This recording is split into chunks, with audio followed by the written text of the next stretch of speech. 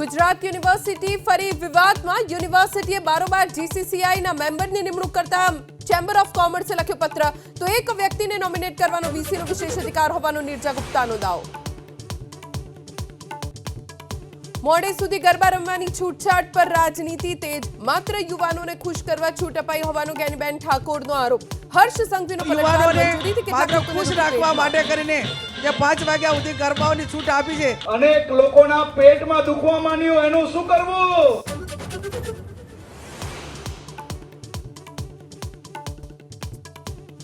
અમદાવાદના નિકોલમાં રફતારનો કહેર। દીપક સ્કૂલ 4 રસ્તા પાસે કાર ચાલકે 2 લોકોને મારી ટક્કર। 2 દિવસ પહેલાની ઘટનાના સીસીટીવી આવ્યા સામે।